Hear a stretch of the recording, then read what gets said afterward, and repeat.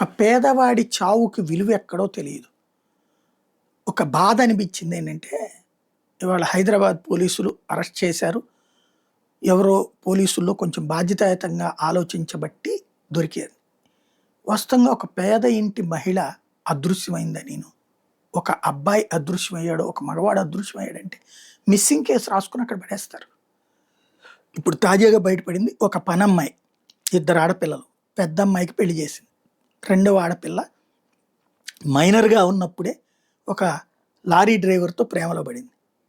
ఈ అమ్మాయి మైనర్ 16-15, అప్పటి నుంచి అతనితో ప్రేమ అంటోంది. అతను బీహార్ అబ్బాయి. ఆ బీహార్ రోడ్డుతో మనం కరెక్ట్ కాదు అంది అమ్మ. ఆ వయసులో సినిమాల మత్తులో ఉండేటటువంటి ఆడపిల్ల ఒప్పుకోలేదు. ఆ అమ్మ పని మనిషి, ఆ అమ్మాయి వెళ్ళి పోలీస్ కంప్లైంట్ పెడితే అతను అరెస్ట్ చేసి జైలుకి పంపించారు. ఈ అమ్మాయికి మరింత ప్రేమ పెరిగింది. అతను జైలు నుంచి వచ్చాక కన్న తల్లిని 2 చేతులతో పట్టుకుంటే, కట్టేసినట్టు పట్టుకుంటే అవతలున్న ఆ ప్రియుడొచ్చి ఆమెను చంపేశాడు. ఆ ఇంట్లోనే పాతి పెట్టేసి ఆ పైన ఎలకలు తవ్వినాయి కాబట్టి అదంతా సెట్ చేస్తున్నామంటూ చక్కగా పైన పెద్ద రాళ్ళు మార్చుకున్నారు. అయిపోయింది. సీన్ కట్ చేస్తే 2 ఏళ్ల తర్వాతన ఇప్పుడు ఆ పిల్లకి పిల్ల కూడా పుట్టింది 2 నెలల క్రితం.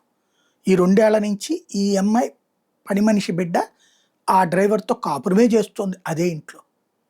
ఇప్పుడు అప్పట్లో తన తల్లి స్కూటీ తీసుకుని వెళ్ళిపోయింది, వెనక్కి రాలేదంటే పోలీసులు పట్టించుకోవాలి, మిస్సింగ్ కేసు అనుకున్నారు. పెద్ద పని మనిషి కదా, భారం అయి ఉంటుంది, కుటుంబాన్ని పోషించడం అని వెళ్ళిపోయి ఉంటుందిలే అనుకున్నారు. అంతే, వదిలేశారు. లేదా ఆ రోజునే సరిగ్గా ఇన్వెస్టిగేట్ చేసి ఉంటే, ఇంట్లో చెక్ చేసి ఉంటే, మిస్సింగ్ కేసు కదా అని వదిలేయకుండా ఉంటే ఖచ్చితంగా తేలుండేది. ఇప్పుడు 2 ఏళ్ల తర్వాత అప్పట్లో తన తల్లి స్కూటీ ఎత్తుకుపోయింది అని చెప్పిన తర్వాత ఆ స్కూటీని ఇప్పుడు వేరే వాళ్ళకి అమ్మితే అక్కడ అనుమానం వచ్చి వీళ్ళేంటి పోలీసులు ఇంటిమేట్ చేశారు రవాణా శాఖది, ఇదిగో సో అండ్ సో బండి కనుక ఏమన్నా వస్తే మాకు ఇంటిమేట్ చేయండి అని. వాళ్ళకి ఇప్పుడు అది అమ్మకం జరిగింది అన్నటువంటిది తేలి, కొత్తగా వేరే వాళ్ళ పేరు రిజిస్ట్రేషన్ జరిగిందని తేలి వాళ్ళు అడిగితే బయటపడినటువంటి ఉదంతం. దీన్ని ఎలా చూడాలి అంటే, ఇప్పుడు పోలీసులు బాధ్యతగా ప్రవర్తించాలనాలా, లేకపోతే 2 సంవత్సరాల క్రితం ఆ రోజునే కనుక చూసుంటే తేలిందనాలా?